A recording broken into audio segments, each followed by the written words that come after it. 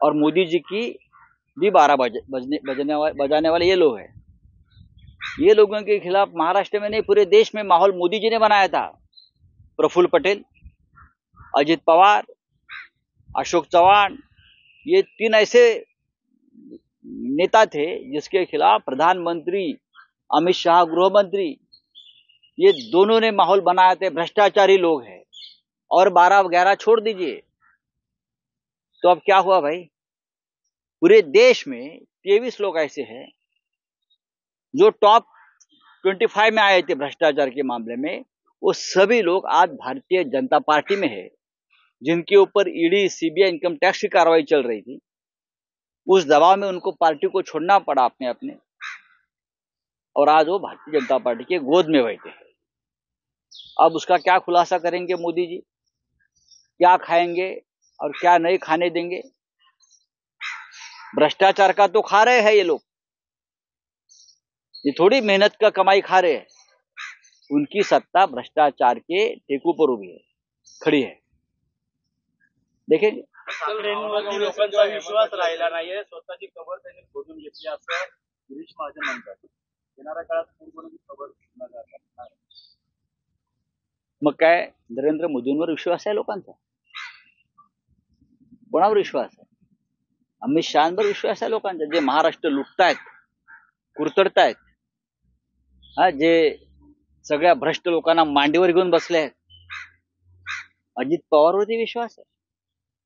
कोणावर विश्वास? सांगावं ना त्यांनी. विश्वास कोणावर आहे? या महाराष्ट्रात उद्धव ठाकरे यांच्यावर विश्वास आहे, आणि या देशामध्ये आज गांधी परिवारावर विश्वास आहे, राहुल गांधीवर विश्वास आहे, उद्धव ठाकरेंवर विश्वास आहे, शरद पवारांवरती विश्वास आहे. भ्रष्टाचार भ्रष्टाचार बोंबलायचं आणि त्याच भ्रष्टाचारांना मांडीवर घेऊन फिरायचं, खांद्यावर घेऊन फिरायचं, याला तुम्ही विश्वास म्हणता? भावना गवळी असेल किंवा हेमंत पाटील असतील, थेट नाचणार आहे. उमेदवारी मागे घेण्याचा वेळ शिंदेवर आहे. ज्यांची उमेदवारी कापण्यात आली, तुम्ही त्यांना प्रश्न विचारा. नाशिक मधल्या उमेदवाराची उमेदवारी कमी केली, रामटेक मधला उमेदवार घरी बसवला जे शिवसेनेतून निवडून आले होते, हिंगोली, यवतमाळ, वाशिम, अजून कल्याण, डोंबिवली आणि ठाण्याचे उमेदवार ते देऊ शकले नाहीत. जे मुख्यमंत्री स्वतःला ठाण्याचे तारणहार म्हणतात, ठाणे जिल्ह्याचे, ते आपल्या भागातले उमेदवार अद्याप जाहीर करू शकले नाहीये. स्वतः मुख्यमंत्री दहशतीखाली आहेत भाजपच्या, आणि ते अचानक कुठेतरी अदृश्य होतात. आगे आगे देखो होता है क्या. आमचं लक्ष आहे प्रत्येक घडामोडीवर. मोदी की गारंटी के सामने कांग्रेस ने जो सीट है मल्लिकार्जुन खड़गे, उन्होंने घर घर गारंटी जो है कल घोषणा की है. 8 करोड़ से ज्यादा घरों में जाके वो लोगों को जो है उसका फायदा देंगे. जरूर ये एक अच्छा कार्यक्रम है इंडिया गठबंधन का, और महाराष्ट्र में और देश में ये घर घर में हम ये कार्यक्रम लेके जाएंगे. घर घर मोदी लोग भूल गए, अब घर घर मोदी नहीं रखना चाहते. अब घर घर इंडिया गठबंधन जाएगा, महाराष्ट्र में उद्धव ठाकरे, शरद पवार जाएंगे, और देश में राहुल गांधी घर घर पहुंचेंगे.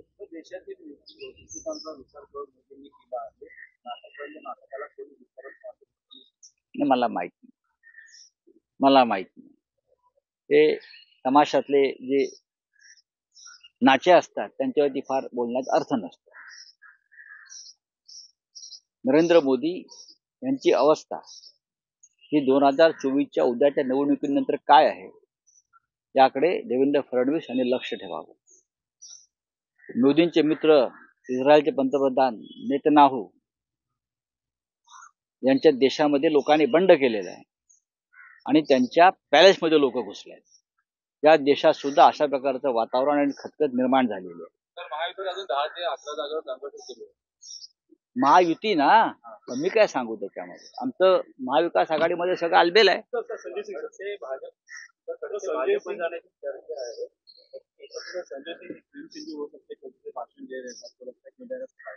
मेरे कल ही संजय सिंह से बातचीत हो गई. संजय सिंह हमारे भाई है, हमारे साथी है, हमारे मित्र है. हम बहुत खुश है कि संजय सिंह जी बाहर आ गए. और सुप्रीम कोर्ट ने जिस तरह से उनको बरी किया है, ये ईडी और मोदी के ऊपर एक चपराक थप्पड़ है। जरूर हमें दुख है कि अभी भी केजरीवाल जी छूट नहीं पा रहे हैं, मनीष सिसोदिया जी, सत्येंद्र जैन जी, ये सब लोग अंदर है। फिर भी एक शेर जो है हमारा साथी वो बाहर आया है और वो लड़ता रहेगा। जब मैं जेल में था तो संजय सिंह ने मुझे और मेरे परिवार को भी समर्थन दिया था, एक ताकत दी थी, और हम कल भी उनके साथ थे, आज भी है, कल भी रहेंगे। जरूर वो आदमी लड़ेगा। और अब जो बोल रहे हैं कि गेम चेंजर, यस, मैं मानता हूँ। भाजपच्या वाटेवरती तर आपण पाहतोय विविध मुद्द्यांवर संजय राऊतांनी भाष्य केलेलं आहे। फ्रस्ट्रेशनमुळे आमच्या विरोधात वक्तव्य केली जात आहेत, तर महाविकास आघाडीमध्ये सगळं काही आलबेल असल्याचंही संजय राऊत यांनी यावेळी म्हटलं। जागा वाटपावरून जो तिढा निर्माण झालेला आहे तो आता मिटलेला असल्याचं सुद्धा संजय राऊतांनी म्हटलेलं आहे। त्यामध्ये कुठल्याही प्रकारचं